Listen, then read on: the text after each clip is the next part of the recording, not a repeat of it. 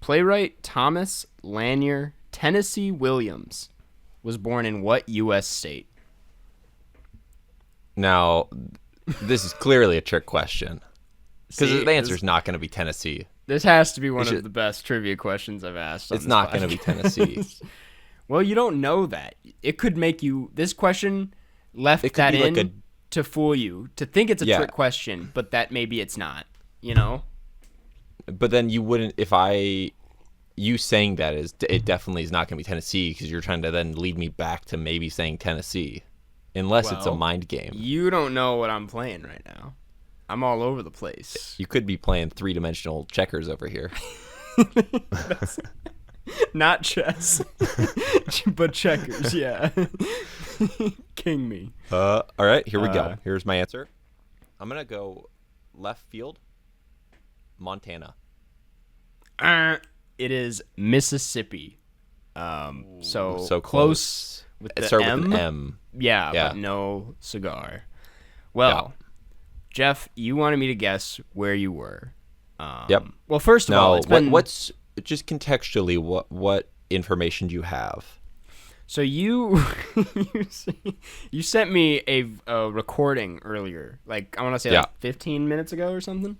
Yeah. Of what's going on outside your, and you were like, "Don't play it on the pod because it's religious."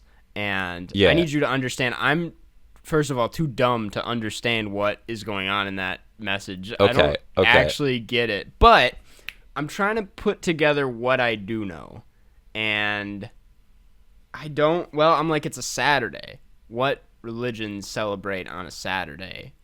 And I don't know the answer to that. So yeah. I'm going to give you a hint. And it's something they play that at certain times of the day, every day. That does not help at all. But I'm going to say, are you in Europe? I should ask. Yes. Okay. I actually don't know if this place is in. I'm going to say Italy. Italy? I don't. What? Okay, not Italy. I'm just like, you're close to Italy. You know what? No. Scratch that. Greece. Closer. Bulgaria. I think even closer still. Okay, North Macedonia. You're so close. Oh my God! I swear to God. Wait, Serbia? No. Ooh, you're still really close. You're just kind of popping right around. Montenegro? Ooh, no. you're really close. I'm just naming countries. God, there's like one that I'm forgetting. You already went to Croatia. You were already in Bosnia. You're in... I don't know what other countries are around there. I only know what's in GeoGuessr. Yeah, I don't even think that Google Maps... I'm in the capital city of this country, and I don't think Google Maps even has it. Okay, then I'm not going to get it. I'm not going to get it. Where All right. Do you want me to tell you? Yeah. Kosovo. See, that's the one that I was like, there's one with a cool name that isn't on GeoGuessr that is in that area.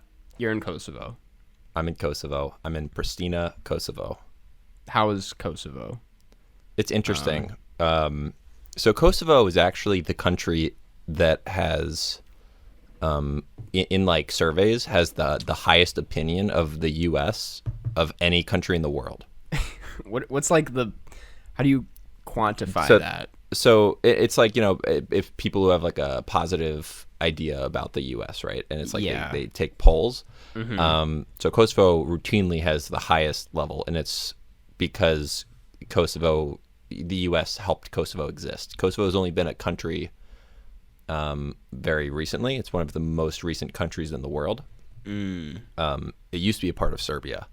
And then they declared independence because Kosovo is ethnically composed mostly of like ethnic Albanians. Mm-hmm. And yes, but then the thing is that only about half the countries in the world actually recognize Kosovo as a country. Yeah. I mean, GeoGuessr doesn't even So, like, recognize China and Russia do not. Serbia does not, of course.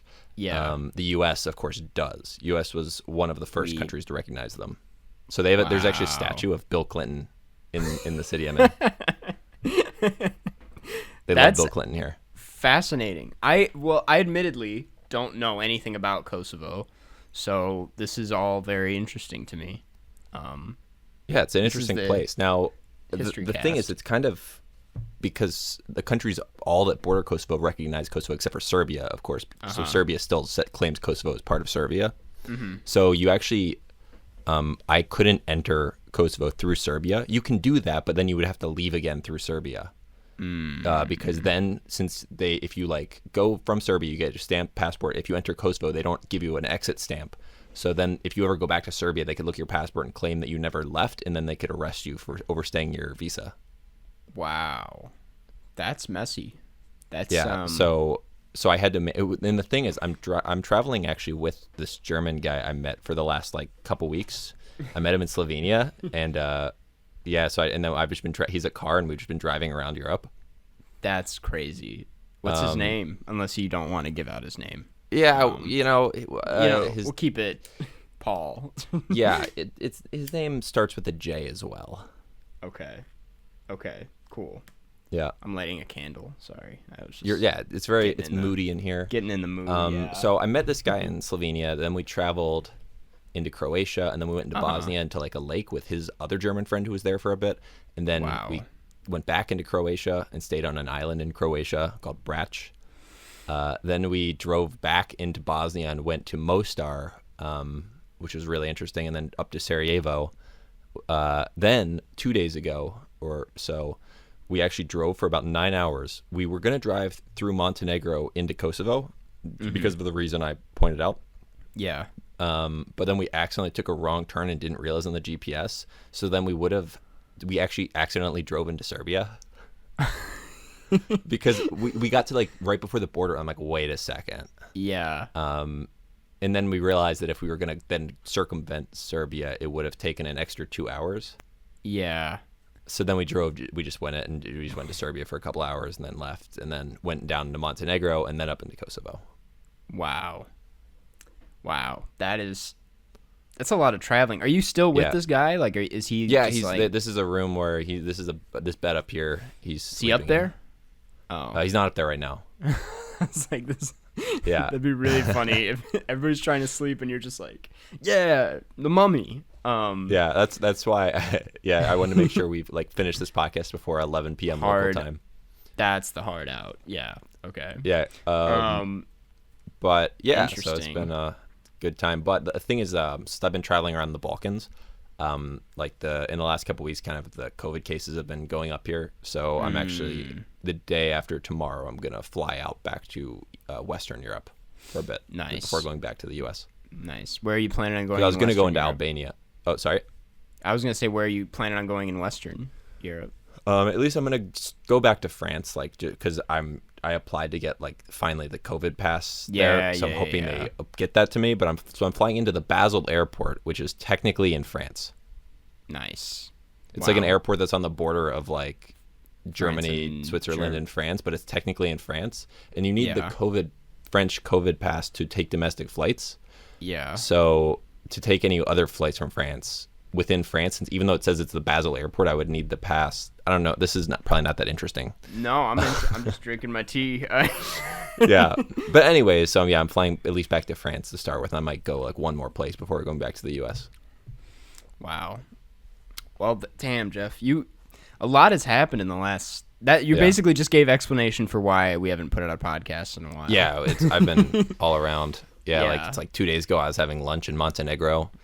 Wow. What has been your favorite in the last few weeks? I don't know if you can pick favorites, but what's been the most beautiful location? The thing is, a lot of these countries, it's since I was driving instead of flying or something, and you could see the gradient of how the landscape changes. Yeah. Where Croatia, it's very rocky with like a few like spots of green on the mountains, and then it just gets more and more like filled with green the further you go south. Yeah, but all these countries are very mountainous. Totally. Yeah, I feel like that's like the most beautiful part of Europe, in my opinion. Yeah, like I mean, and also I think not that many people from the U.S. like come to these countries. Yeah, I mean, obviously compared to Western Europe, where everyone goes to Paris. So yeah, it's been interesting because especially like Kosovo, I had no idea what to expect, and it's just like a very interesting place to walk around. That's crazy. Has the language barrier been a problem because it's not as much of a place to go for Americans? No, because the thing is like every country in Europe pretty much uses English as a second language, so they all like, teach it pretty heavily. And then also like a lot of people would speak German as well. And I'm with a German guy, so he was like, we went to this artificial lake in Bosnia that was not even touristic. We only could go because he had a car. So we stayed, like it was 2 German guys and me, and we stayed at like on a house near this artificial lake for a few days, and we went into the town, and it was like a really small town, and apparently everyone from this town like would like when they were younger all like worked in Germany and then came back to live here, so they all would speak German. And I was like, what is happening? Wow, that's weird. Yeah. Do they know about the podcast? Have I asked this before? The German guy I'm with? Yeah. Have like only because I had to tell him to not be in the room when I'm recording the podcast.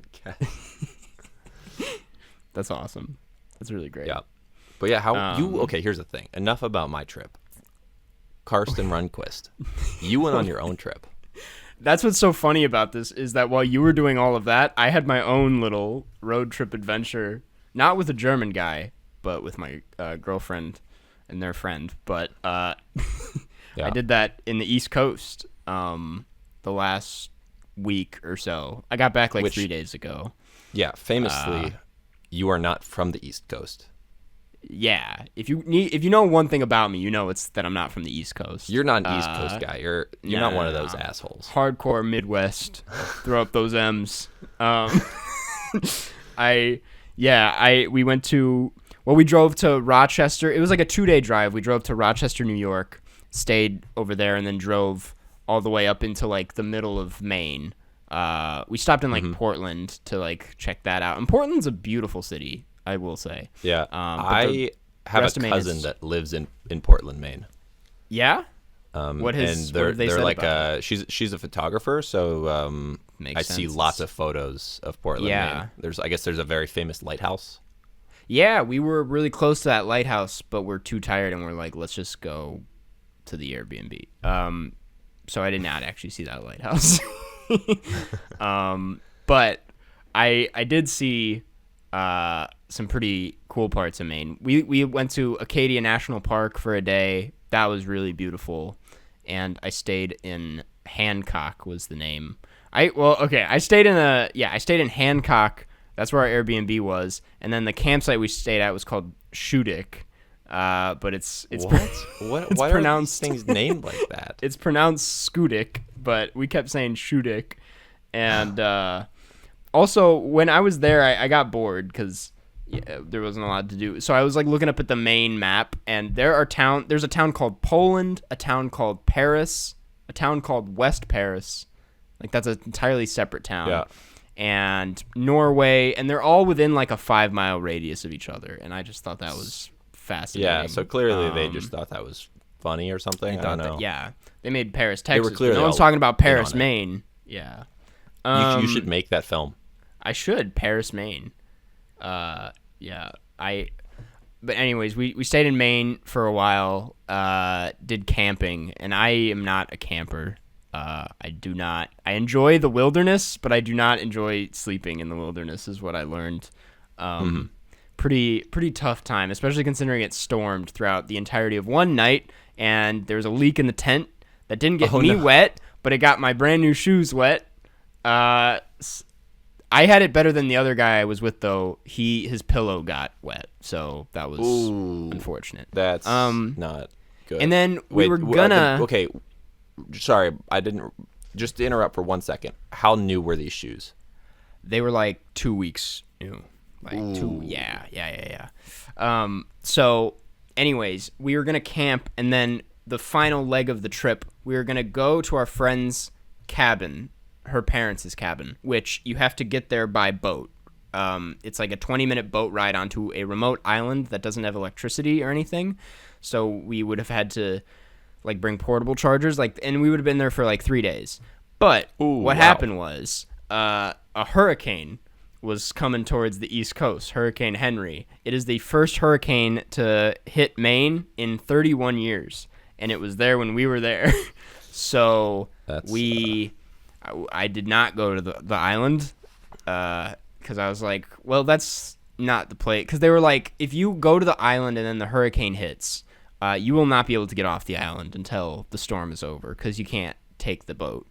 And I was just like, that idea freaks me out, having seen the lighthouse. And I decided not to. That's not my reason. But just to extrapolate or expand on that. Yeah. That freaked you out specifically because of the lighthouse. That's not just. So you thought the people that you were with were gonna like try to murder you. Try to murder me, yeah, and get weird, yeah.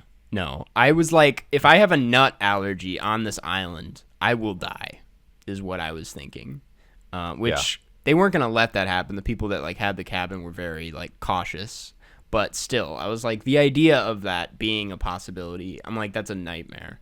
So we ended up leaving and staying in some Airbnb in like deeper into Maine on our way back at this old woman named Sue's cabin, which it was really sketchy, to be honest, because we got there, we booked it for one night, and she was like, yeah, I'm great you guys got this for 3 days. And we were like, and she was just like, yeah, mostly when people like come here, they really don't want to leave.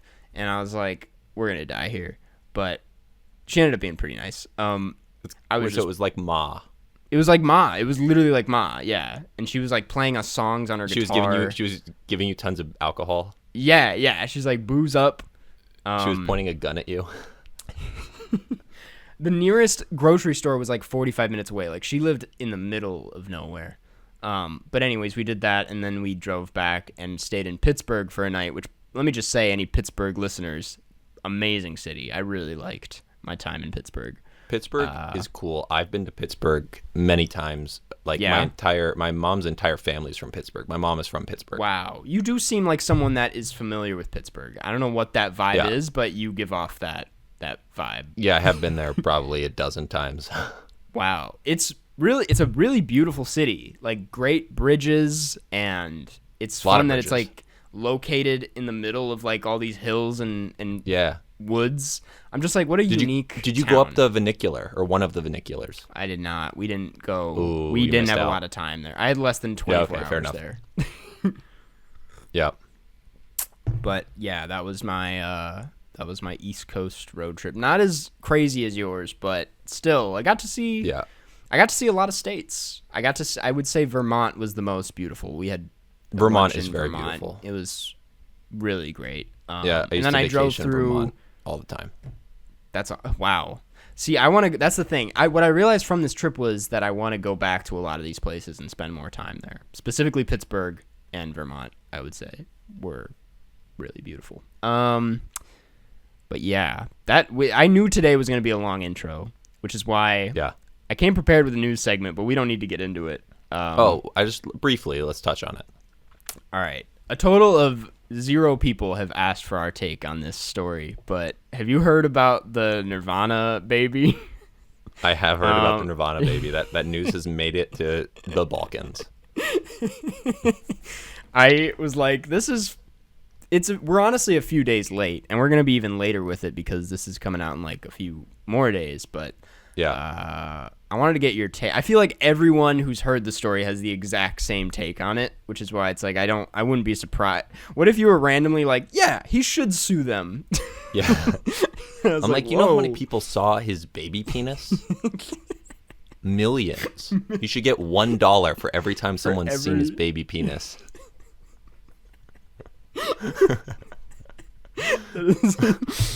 I don't like the way you said that. I'm not gonna lie. I mean, you said it twice too. I know, but like it's a weird story. It's really weird, because I'm like, first of all, the part that's crazy is that he's always been in support of the cover and like recreated it for their like 20th anniversary, and has a tattoo. Clear, he recreated it clothed. Yeah, true. I mean, like that would be much creepier if he recreated it completely. That would, oh my god. Can you imagine the headlines like, the Nirvana baby recreated the photo naked, and you won't believe.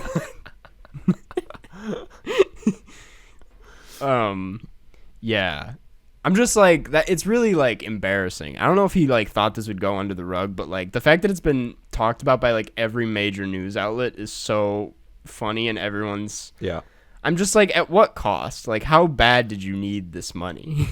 What if I were him? What I would have done is the same thing, but I would have done it as a joke, because it's very like this would have been very funny as a prank, right? It would have been a great prank. Yeah, maybe this is just a big publicity stunt too for like something else. Yeah, for his cover band Nirvana 2. Yeah. That actually, did I ever tell you about my old coach house? Remember, like when I lived near you in Chicago? Yeah.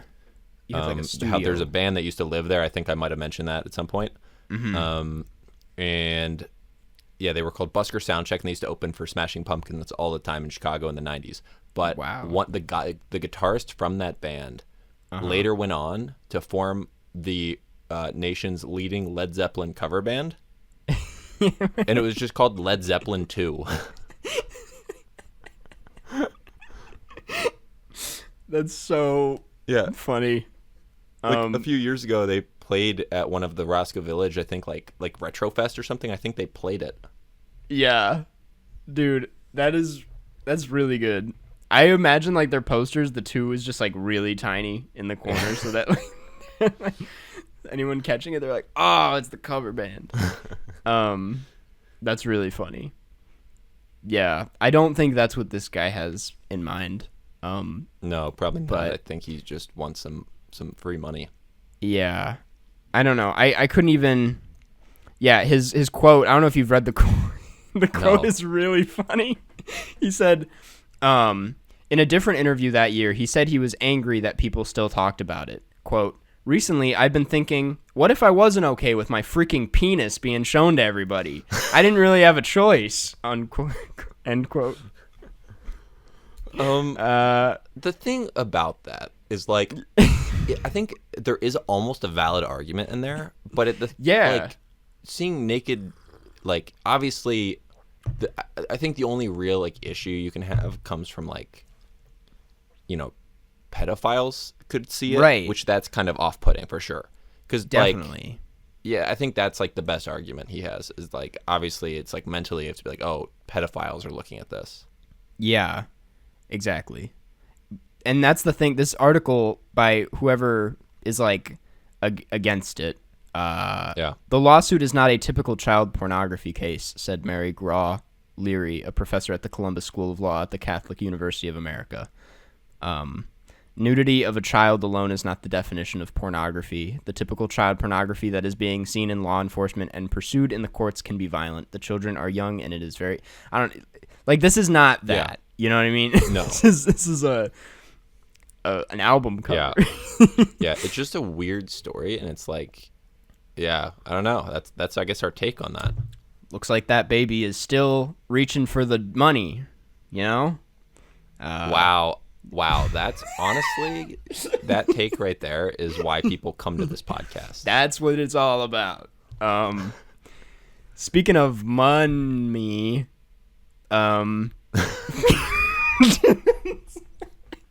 today, we're talking about The Mummy, the classic adventure film. Original one, yep, the original. The Tom Cruise remake that was like one of the worst reviewed movies of all time. Yeah. We're talking about the 1999 action adventure classic, The Mummy, starring Brendan Fraser. Yep. Which I still never got to the bottom of because it's just Fraser, but everyone says Fraser, even though it's spelled Fraser. Fraser, yeah. But Fraser sounds Fraser, cooler. so it must be right because that's I think how he says it as well. I just don't understand how they're getting that sound from the name. It would have been corrected by now if it wasn't. Yeah. But apparently, I mean, I trust them. I may have brought this up before, but I learned from someone who like was in LA, like working in film, that A24, they pronounce their own production company name as A24, not A24. Like really? And I was like, that blew my mind. I was like, what the fuck? Apparently you're not going to start doing that, are you? I'm not going to start doing that. Is that going to be the new elitist film thing? Just call it A24 and start correcting people? Yeah, A24's latest film. I was just like, but it doesn't make sense because they sell sweatshirts that say A24 spelled out. So I was like, I think this person was lying to you. I know, but they were like, they could have been messing with me. Yeah. I don't know, but they were like legit. They weren't like they wouldn't have that sense of humor. Right. Anyway, what if you go back and like you edit all of your old videos where you say that to then like, dub over it saying A24? It's like a Mandela effect. No one ever heard A24. They're like, wait. Anyways, the synopsis to this reads, The Mummy is a rousing, suspenseful, and horrifying epic about an expedition of treasure-seeking explorers in the Sahara Desert in 1925. Stumbling upon an ancient tomb, the hunters unwittingly set loose a 3,000-year-old legacy of terror, which is embodied in the vengeful reincarnation of an Egyptian priest who had been sentenced to an eternity as one of the living dead. Yeah, that's the synopsis. I mean, he wasn't really sentenced to an eternity as the living dead, though, because he was dead when they found him. Yeah. Well, I was going to do the thing where we usually we don't usually, but remember in Spree when I read one of the Google reviews? Read one. Follow it up. So you can filter them. So I filtered by 1-star reviews for The Mummy, and it literally says, this selected filter has no reviews. So what does that say about the film for today? Let me try 2-star. No reviews. 3-star. Okay, come on. All right, the worst we got is no 4-star. Yeah. Great archaeology movie. It's very much alike to Indiana Jones. It is kind of scary, but decent, says Daniel Anderson. So wait. Daniel Anderson thinks that this movie's about archaeology. He thinks that's what archaeology is. He also thinks that's what. Yeah. Well, I was gonna say Indiana Jones is closer to archaeology than this for sure. I feel they're both not close to archaeology. Well, I feel like you have more say in this as someone who went on like. Didn't you go on like an archaeology something? Yeah. No, I have been on about maybe 7 weeks worth of archaeological digs. I have a degree in anthropology, so I think I'm not like an archaeologist necessarily. Yeah. I think you need a master's degree to call yourself that, but I think I am more qualified than most people to say what is or is not archaeology. Yeah.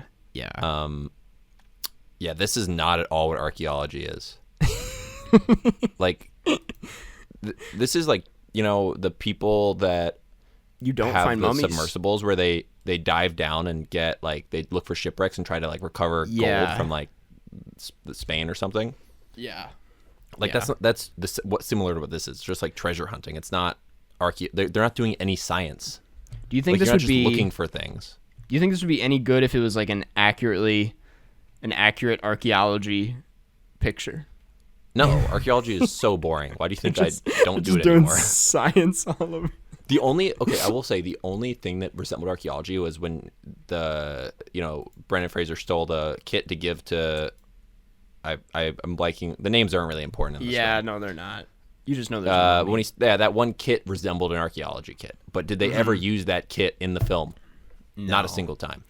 The only name I remember for the record is Benny, because they say it so many times, and Benny's an idiot. Yeah. Can I just read you some of these reviews? They're really funny. Yeah. One of them is just, I love to watch the film, with a bunch of like smiley faces.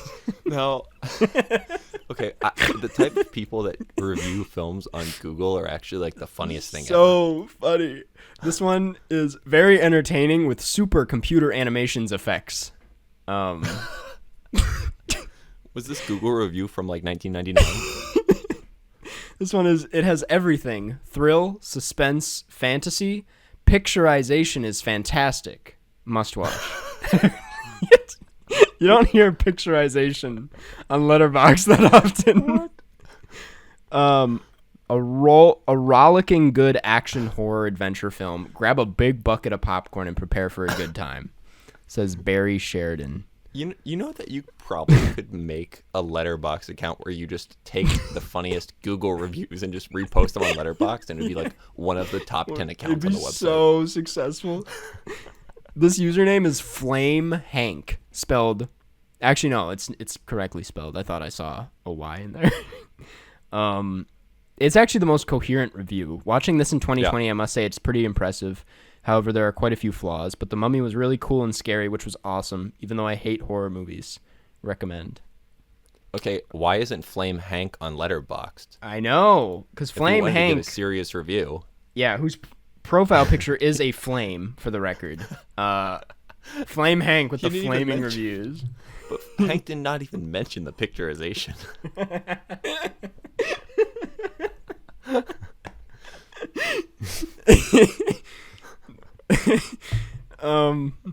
Yeah, well, that's classic boxing matches is another username. What's this if you're like, no boxing in this film? There were boxing matches, but nothing classic. It's a really long review, too. Classic boxing matches had a lot to say. Can I explore their profile pictures? No. Or, I mean, their accounts? Yeah, no. Wow. Okay, this is going to be a new segment that we're going to keep doing. We have to keep doing it. Old. For any film that's like old, we're going to look up Google reviews and read them. It didn't go that far with Spree, but for The Mummy, we found some gold in there. So yeah, we should just talk about it. This was, and I think this will shock a lot of people, my first time watching this movie. Now, this will not have shocked anyone who listened to last week's episode where we mentioned that you've never seen it. And that was the whole point of us watching it. Yeah. But what did you think? That's what I'm very curious about. Dude, I had so much fun. I think this is a great movie. Well, first of all, I should preface this by saying that my childhood favorites were, like, my mom got us a box set of the Indiana Jones, the 3 original ones, and I had those, like, on loop all the time. I watched them, like, every time we went anywhere in the car and at home. So I'm just, like, I think I have a soft spot for these, like, these archaeology films. So, yeah. This did remind me a lot of Indiana Jones, but like in a much more contemporary way. Like it's definitely like a product of its time. Like this is a very late 90s, early 2000s movie. In the best way, though. Yeah, it's in the way of like Armageddon. It's these huge, like these big budget, just action blockbusters. You go to the movie theater, watch it with 200 people in the room while you're eating popcorn. Totally. Mummy pops out, you go, and you throw a bunch of popcorn in the air. Like The Mummy, even by today's standards, was like a great character design.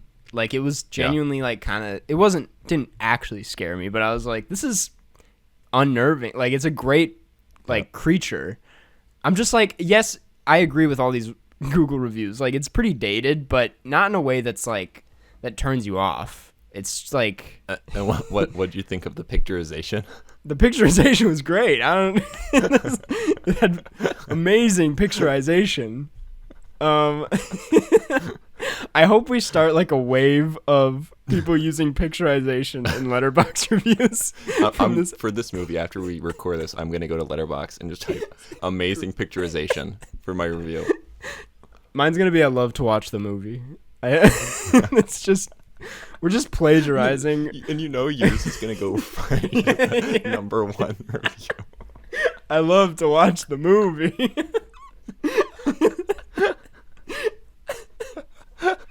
I might turn on comments just for that review, too. Just see what people have to say. Dude, wow. I'm sweating.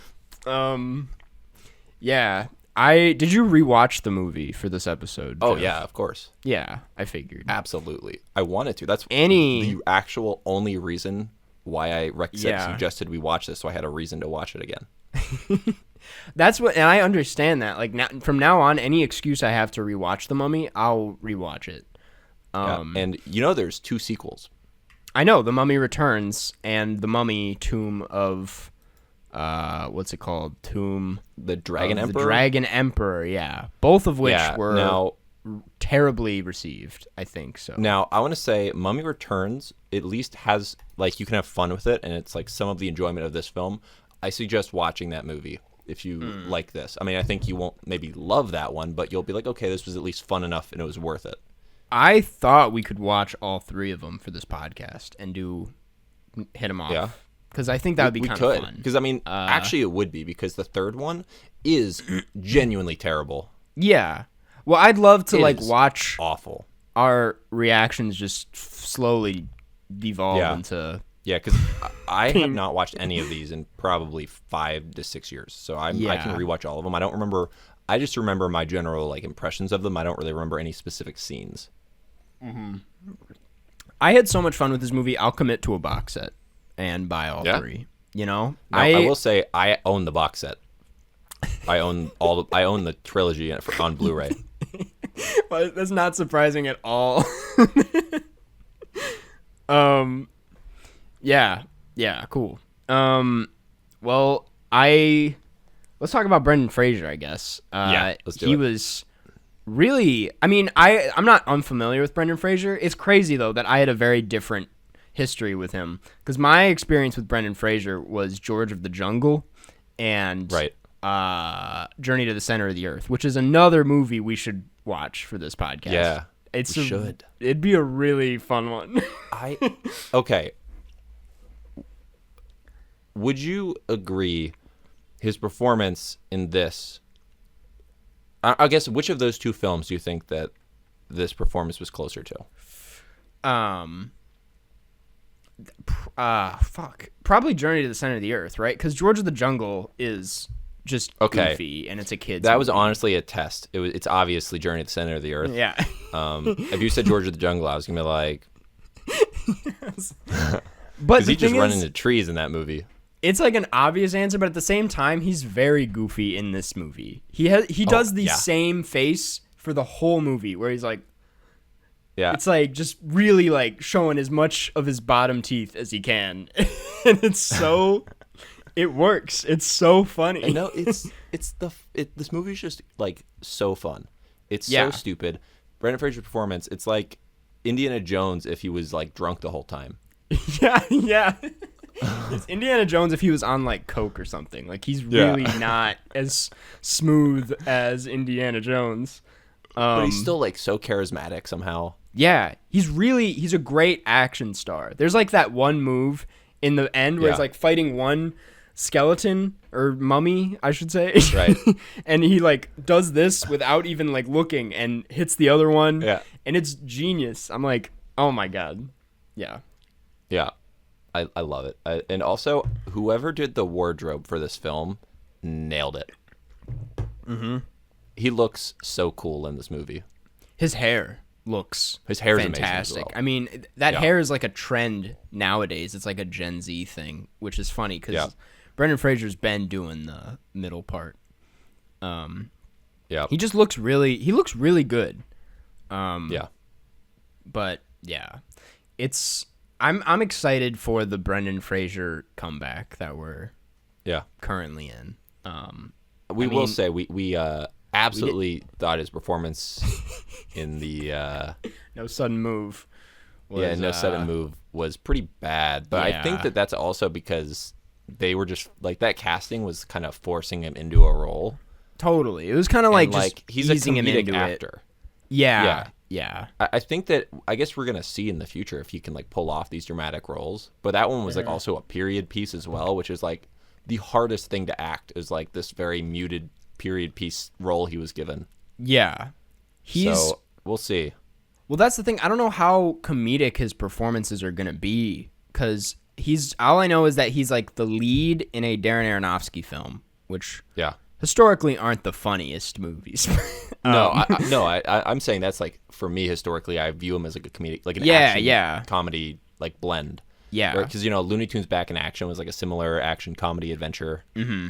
Like really the like late '90s, early 2000s, he was like the king of like the comedic action genre, which is it's a very interesting subgenre to exist in. I don't know if there is that right now. If you can call like Dwayne The Rock Johnson the modern Brendan Fraser, but he's not as like, I like Dwayne The Rock Johnson for the record, but I don't think he's nearly as like charismatic and as interesting to watch as Brendan Fraser. I think he's charismatic enough. I think he's probably a better actor than Brendan Fraser. Yeah. But I think Brendan Fraser has that like little extra like bit of, I don't know, that's not something I can quantify. Yeah. But, I mean, it wasn't like Journey to the Center of the Earth 2, was that with The Rock in that? Might have been. I didn't even know there was a second Journey to the Center of the Earth, to be honest. But there was a sequel. I actually don't remember who it was. Like, why would they have to go there again after the first time? They had to go back to the center of the earth. They had to figure out what was down there again. But also like Jumanji is like a similar thing that Brendan Fraser, if like the new Jumanjis came out, 15 years earlier, he'd be the lead. Like he would have been one of those. Yeah, he would have probably been The Rock. Damn. Yeah, I guess they really. I never thought of that though, but they kind of did like. The Rock kind of took over that role. That's what's so exciting is because I'm like he's not only making a comeback, but he's taking us down a different route. And I'm like, I'm here for it, I think Nick Cage is in the midst of one as well, but that's a different episode. Yeah. I don't know what else there even is how much there's to say about this movie, because I think it's just, I'm just like, this movie reminded me like what like a fun family adventure film used to look like, because we just don't have movies like this that often. I mean, I didn't see Jungle Cruise or whatever the fuck it's called, but apparently that's supposed to be really fun. But I'm like, I actually do want to see that for this reason. Yeah, I heard that that's like a return to form in this way. But I'm like, I feel like the new thing, which not to sound like a broken record, but I'm like, superhero movies became like this. They like replaced whatever this was, and it just got very boring and not as like.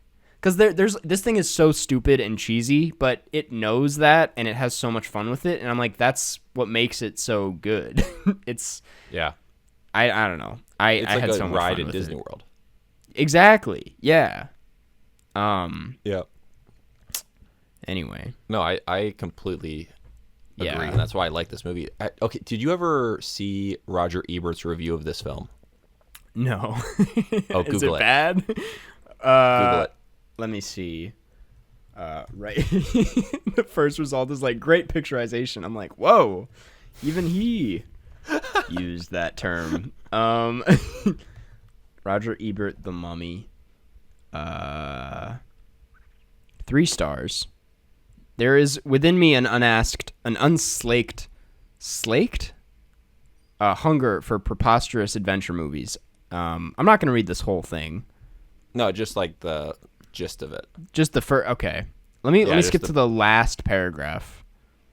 Look, art, this isn't. Great trash, it isn't. Good trash, it is. It's not quite up there with Anaconda, but it's as much fun as Congo and The Relic, and it's better than Species. If those 4 titles are not intimately familiar to you, The Mummy might not be the place to start. Yeah. Well. Anyways, the gist of it is he pretty much said like he liked it, but just because it's so like fun. That's the whole thing. Yeah. It's like he doesn't think it's art, but he thinks it's just like a very fun time. Yeah. I'm sorry. I'm reading the. Okay, I cannot argue for the script, the direction, the acting, or even The Mummy, but I can say that I was not bored, and sometimes I was unreasonably pleased. There is a little immaturity stuck away in the crannies of even the most judicious of us, and we should treasure it. That's a great way of putting it. Right? This guy should be one of the best. Sorry. Yeah, that's awesome. And I agree. I just think it's just a fun movie that there should be more of. Yeah. Yeah. And you don't have to think about it when it's over. Yeah, exactly. Because so many films you kind of do. Even if you don't really necessarily want to, you just have to keep thinking about it to break down Figure this. It out. Everything all the information is in front of you. You don't need to do any of the work on your own, and you just get to watch it happen. Yeah. I love to watch the movie, not think about the movie, Yeah, I love to watch the movie. Yeah. I mean, honestly, that's a great review. Because it's not thinking about the movie. No, he is just so pleased at what's in front of him, this guy. And so am I. And so am I. Did you learn anything new upon a rewatch, or was it that's just the thing. that same good flavor? It's like eating a Pop-Tart. The movie is really just it's a vibe. It's a vibe. You watch it, you understand the vibe, and now whenever you want to revisit that vibe, you can just watch it again, and same thing. Yeah. Well, that's great. I'm glad we watched this, and I'm glad you picked this because this was a lot of fun. Yeah, I think I'll give it I'm gonna give it 4. I was gonna say 4. I thought you were about to go 5, and I was like, "Whoa, no, I can't go that far." But no, because I don't know. For me, I couldn't probably give it 5. I almost went 4.5 though. But it's just it's fun. Good time, and I think normally these this type of film, we've watched a lot of these on the podcast that try to do this and fail. Yeah. So I think this is one of the first really dumb, big budget action type movies that we've watched that we actually both like. Yeah, that does it right. Yeah. Awesome. Cause I was just there's moments, and I think specifically that plane scene where the tornado or the sandstorm is a face, and that is first of all my favorite scene in the film. I think because it's the perfect mix of really good action and really hilarious setups. It's such a funny concept too, and I'm just it's dumb, and there is a way to do that scene wrong, even though it's written as such an awesome idea. But the movie has so much fun with the way they shoot it and the way Brendan Fraser just completely hams it up. I'm it just all of the pieces went together, and it's a really fun time.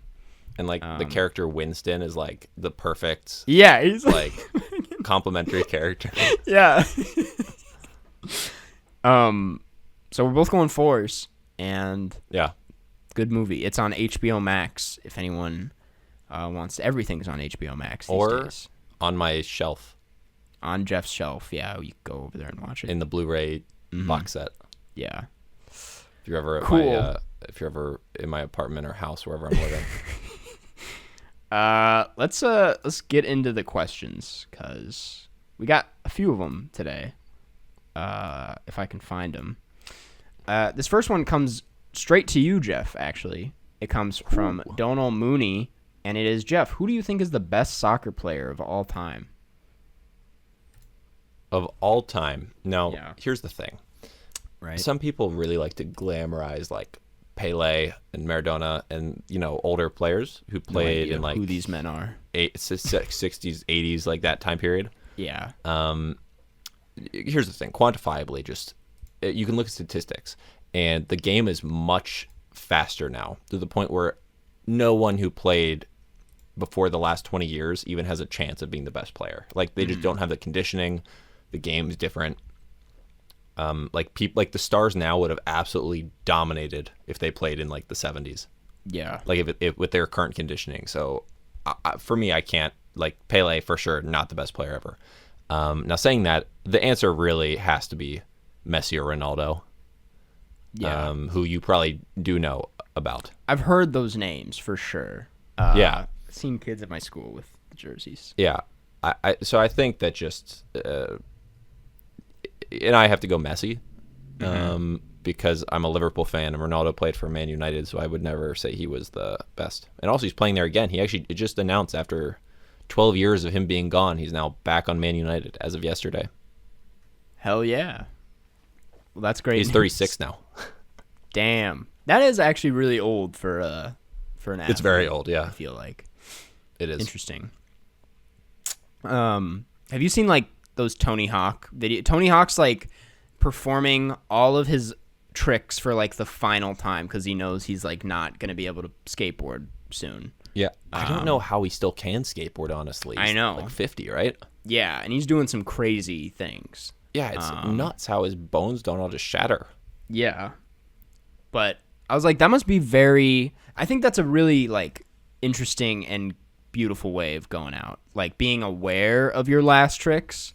And like there's all these videos of him like breaking down. I'm like, that's so sad. But I'm also like, it's cool that he like gets to like know the last time he did these tricks. Yeah. It's an interesting concept. Like, do you think that when you make your last video essay, you're gonna know it's the last one? Yeah. Well, yeah. Unless I'm like, what if I die? in which case, then I wouldn't know. Yeah. Yeah. There was a period in there. You go out on your own terms. Totally. Yeah. I will. What I will say is that I don't want to be doing video essays or YouTube videos in general, like well into my like 50s.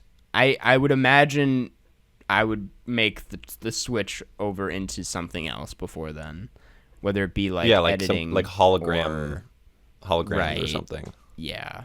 Podcasting though, it's yeah. We don't know when we're gonna stop. We don't. We have no plans of stopping. We have no plans of stopping. And you can't stop us if you pay us. You know what? I will say this: if someone wants to pay us $200,000 each, we will stop podcasting forever. $200, Jeff? No, 200,000. Oh, I was like, Jesus Christ. No, $200. That would be a bad investment since we make some money on Patreon. That would be a very short-sighted. Yeah. I did. I don't know if I've brought this up to you yet. I was like, I wonder which of us will die first, and if whoever is still alive will keep doing the podcast. I was like, what if I die and you just like upload? You don't even know the password to the SoundCloud. Actually, I think I might have it somewhere. I should send it to you in case that happens. In case you die, so you can upload like a 15-minute episode. What if you do like a full-length episode, just like nothing happened, and you just keep talking? And do I just, you know what I do? I change go like the name, the route. No, I go the route where I just cut clips of like, since we have 120 something episodes, we have a lot of content. I just make it sound like you're still there, where I just cut out different things you say. It's really sad to think about, actually. It is sad. I wouldn't do that. I would have to, at the very least, I'd have to change the name to the Jeffcast. You never talk about movies. You only talk about sports. There will be some people I that only talk about the NHL. There'd be like 7 people. Let's move on to the next question. This next one is favorite pair of sneakers from Frank Ocean Forever. Now, I hope that yours were not the ones that just got super wet. It is actually, it's not. Those are some really amazing sneakers. They're like Nike ACGs. I don't know what model. It's my first pair of ACGs. But and it's ironic because I think that stands for like all conditions gear or whatever, and they're not. They got really wet and really. They got like destroyed on the first condition that they faced. Yeah. I actually have actually never mind. I don't know if I can talk about it. I have a sponsorship with a sneaker brand coming up that are actually really nice. Saying that off record, I'm not even getting paid to say this, but they are really well-made sneakers. But more on that in the next video. More on that when I have to do the sponsor. Yeah. Yeah. I would say my answer is the New Balance 574s. It's a great model of shoe. Yeah. A model of shoe. I don't know what the right term. Make. It would be style, right? Style or make. Yeah. They're just like I think model and make are both for cars. Okay. Well, I've heard model for shoe before. People take them seriously. Yeah. Okay. I guess I'm not on that level. I'm not a sneakerhead. I want to get more into. I've noticed myself, like, not even intentionally, but like accidentally falling more into sneaker culture because ever since buying these ACGs, I'm just like, I want to pay more attention, and there's some really cool shoes out there. You want to pay more attention so they don't get wet. Yeah. I'm like, I went wrong somewhere. Got to make sure I don't. My shoes keep getting wet. I got to own as many as possible. But yeah, I do the like New Balance 574s. The yellow ones are good. Those are they're Air Force Ones, which I think they're my first pair of Air Force Ones I've ever owned, and I've always wanted one since like high school. I wanted like either all red or all white, and I ended up going all yellow, well into college, and they are really nice. They're very comfortable, and they go well with like any outfit. The only issue is they're very blocky. They have like really sharp edges, and one day I was walking a little too fast and caught the other side and rolled my ankle extremely hard, and it hurt for a long time. But other than that, great shoe. Yeah.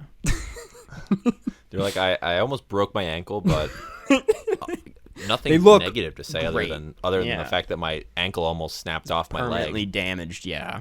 It's like I can't jump anymore, but the shoes I love them. Shoes, they're awesome. Yeah. What about you, Jeff?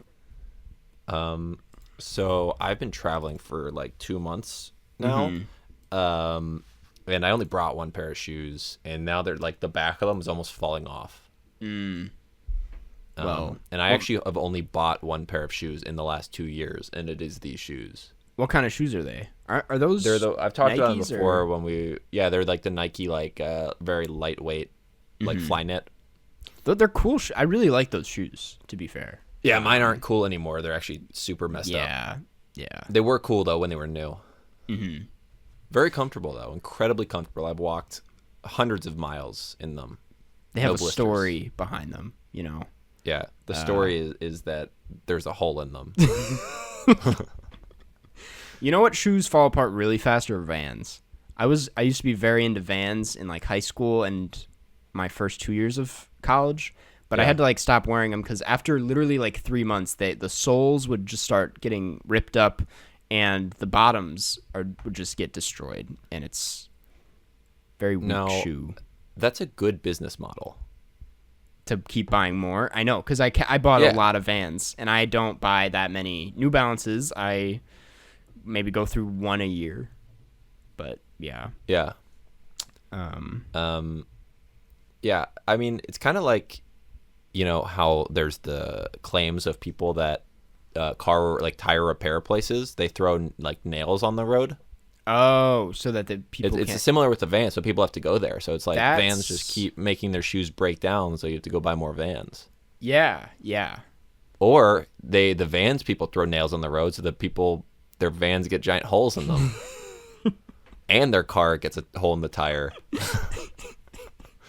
They're having a bad day. Is messed up. Yeah. Like their tire gets punctured, and then they get out in their Vans and step on another nail. And then also like the podiatrist is in on it as well. So now the person has to go to the podiatrist because they have a giant hole in their foot. All through one nail. Really great business. And Home Depot sales are skyrocketing because people keep buying nails. It's a whole that's capitalism. Yeah. It's a whole ecosystem. We just got so political. Yeah. Last question. Well, there's one more question. Yeah. Is where is it? This one comes from Nicole is doing fine, and it is on the pod. I've heard y'all talk or sometimes talk briefly about the accomplishments of your friends and peers. How do y'all work through trying not to compare your success to the success of others in a negative way? Well, yeah, Nahal worked on Batman, and I think that fucked up all our days. We do have very successful friends, but I would argue that our friends think the same of us. I would argue they think the same of you. No. I think having a podcast where anybody is listening is something people are jealous. Because I know a lot of friends that like start podcasts and get like 2 episodes in and quit. So I think the fact that both of us like have a podcast that we get to do on a weekly basis where we know people are listening to an extent where we get at least 3 questions per episode for over 2 years. At least 3 people are listening. I know, exactly. I'm like, when people want us to answer questions, some people don't even get their questions answered. I'm like, it's got to feel. Yeah. We were charting. No, and I think it was nice that we got into a rhythm of doing this all the time. Where it turns out, because I know like a lot of people are like, we should start a podcast, and then like at least one of them then isn't as committed as the other one, and then it just dies. Yeah. Where luckily both of us had like a very high level of commitment from the start to where we made it like where it's just now a part of our week. Obviously, saying this, we did not do an episode last week, but But going forward, we're gonna probably for the rest of the year, except for obviously if we have something come up. But we are very committed. And it's just a fun thing to do. Like, I was actually really excited to talk to you today because I haven't talked to you in a while. Me too. It's fun. I love podcasting with my buddy Jeff. Me too. Now, that's not to say that to combat feelings of or comparing yourself too heavily, don't start a podcast, is what I'm saying. Oh, yeah. That's not the solution. But I would say that it's all relative and that, you don't know. Like, first of all, everyone measures success differently. So you can't judge that based on what they want to do. I don't know. I would say not. I just don't focus on like other people's success that hard. Yeah. Because I'm like, I think the whole worked on Batman because that's the route he wants to take. And I don't want to work on Batman as someone in like the camera or grip department. That's not something I find enjoyable at all. And that's why honestly, I'm like, it's I don't know. Very stressful. It's very stressful. Like I never did it above like student projects, and I did not like it. So I'm like, there's no way when I was like felt like I was being paid money to do something, I would not like that experience. Yeah. But I think to answer the question a little bit, since you answered it and I have not at all to this point. Yeah, I think that the only way you can really measure success for you, obviously, there's certain parameters, but as long as you have a certain amount of money where you can at least like live, a way you want to live, it just needs to be like happiness and enjoying your life. And I think it's kind of a weird catch-22 because not measuring yourself against other people is, I think, a pathway to that. Yeah. Where I think also when you remove yourself a bit, since now that like with COVID and stuff, I've moved to Florida for at least a while.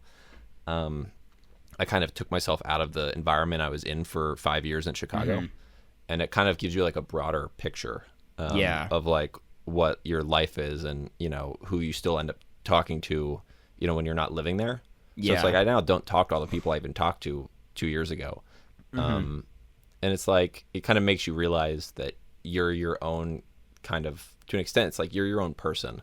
And these people that you're comparing yourself to, you might not, in a year from now, you might not even like ever talk to them anymore. So it's kind of dumb to even have them as a reference point, because it's not like they're a permanent fixture of your life that you always have to like, compare yourself against.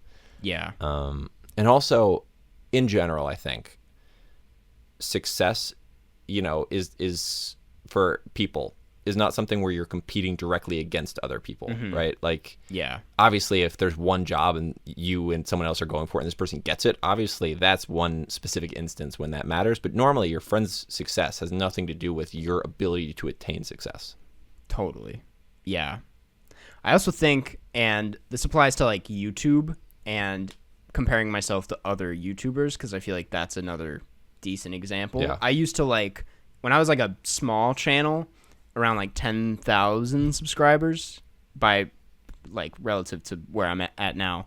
I like would always be like, oh, well, this other channel has like 15,000 and my goal is going to be to like surpass them. And then it would like keep upping to like 50,000 and blah, blah, blah, blah, blah.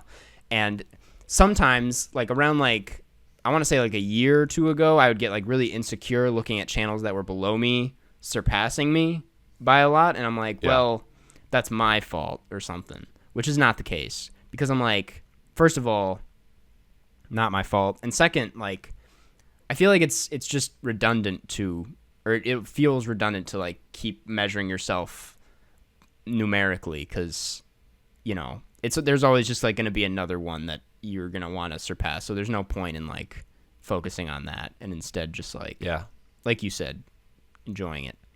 And and that's what it's about, is like people view like success as like these different measures of things. But I think really like once you get to a certain point, then it's like how happy you are is the real measurement. Totally. So it's like, someone can be, you know, that's why you see like incredibly famous people that by so many measures are successful, but then they like aren't happy. Yeah. So that's like, you know, it's a hidden kind of thing that you can't really measure yourself against someone else. But I don't know. Totally. I think I've done a better job of that in the last year or so than the few before that. Yeah. Cool. Well, you good question. For me, something that makes me happy is talking to my good friend Carson Runquist. Something that makes me happy is watching the movie, but that's just me. Is great picturization. Honestly, the picturization was the best I've seen in a while. And on that note, let's move into our wrap up. This review, we like to read reviews first of all because we like hearing what you guys have to say, and it also helps the podcast leaving 5-star reviews. So this one comes from Mark Loves the Karstcast via USA. What if he said that and then it was like 1-star review? It is subject line is I love the Karstcast, and the review reads, I wasn't much of a podcast listener about a year ago, but then I wanted to check out some movie podcasts. Watching Karsten's videos made me want to check out the podcast since I enjoy his videos so much. The Karstcast isn't the movie podcast I was looking for, but it is so much more. Yes, Jeff and Carson talk about movies, but it doesn't confine itself to just being a movie podcast, and then they don't take it too seriously. The Karstcast is a lot of fun. 5 out of 5. Thank you, Mark. Appreciate it. Thank you, Mark. And you know, I'm glad that Mark was not upset that this was not the movie podcast he was looking for. Yeah. I was like, wait. I was not looking for this movie podcast. They barely talk about movies. They honestly, don't. Honestly, they just make fun of random people on Google. Yeah. He's like, in most of the movies, they don't even mention the picturization. Complete lack of picturization discourse in these episodes. Cool. Well, next we have to announce the next movie to talk about. We don't have any ideas. Well, I have an idea, but do you have an idea, Jeff? I don't have ideas anymore. Ideas? Okay. Well, I thought we could talk about The Suicide Squad because it's a Netflix movie. No, it's not Netflix. It's HBO Max. It's HBO Max. Okay. The only stipulation is when is it leaving HBO Max? Because I think it's kind of soon. Let me check. The Suicide So it just needs to be Squad. Hopefully a week leaving from now. HBO Max. When does it leave? Just give me the deets. It's officially set for September 5th departure. So that's okay. We got time. That's it's a week from tomorrow. Yeah. So let's do Suicide Squad. Awesome. Perfect. It's the new James Gunn film. People have already talked about it a lot, but I have not watched it, and neither has Jeff. I haven't either. People are itching to get our thoughts on this movie. Honestly, everyone I see in Kosovo, I walk around the street and they're like, have you seen Suicide Squad? This is true. You've told me about this. Yeah. Lastly, we want to thank our patrons over at patreon.com/Karstcast. If you guys are consistent listeners of the podcast and you're like, what's another way we can help you guys? This is the best place to go for doing that because for just $5 a month, you get tons of perks like bonus episodes, Q&As, shout-outs at the end of every episode, and Zoom Hangouts, which we got one going on yesterday by the time this is uploaded.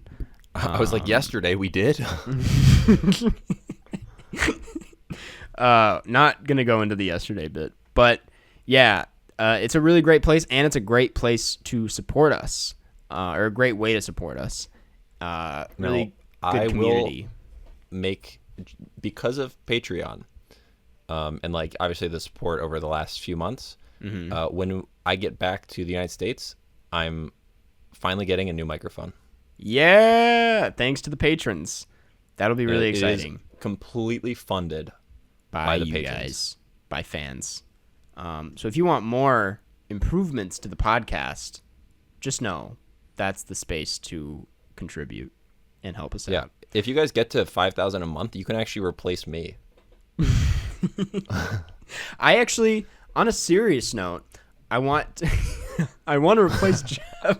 I'm kidding. I did not process what you just said. Yeah, I do want to save up to get this thing called the Rodecaster Pro, which gives you a ton of like mixing features, and we can start doing call-ins, and I think that'd be a lot of fun. Now, when I was in Texas, helping my brother set up their podcast studio, they actually bought one, so I got to mess around with it. It is so fun to use. Yeah, that's why. And it's really cool, and it's amazing. I really want one, and it's a little on the pricier side though, which is why I was like, if there's ever a time to become a patron and make these dreams for us come true and help improve the pod, that's a good way of doing so. And you remember how, Carson, you used to use your soundboard? I do, yeah. There's a built-in soundboard on the Rodecaster that is amazing, and it works flawlessly. Hell yeah. I don't have to worry about my scratchy little board anymore. Yeah. Well, with all that out of the way, thank you, Alex Thomas, Antonio DeMarco, Blake Root, Boat,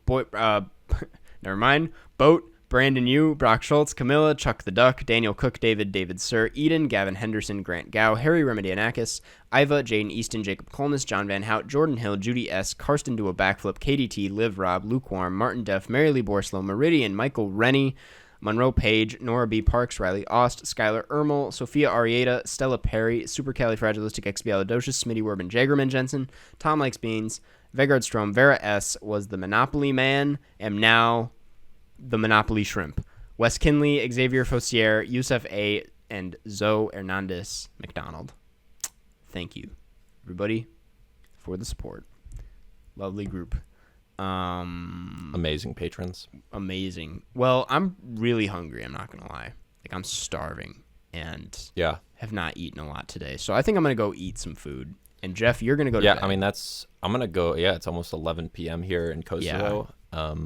You know what? I'll catch you on the flip side. I'll catch you on the flip side. Flip side.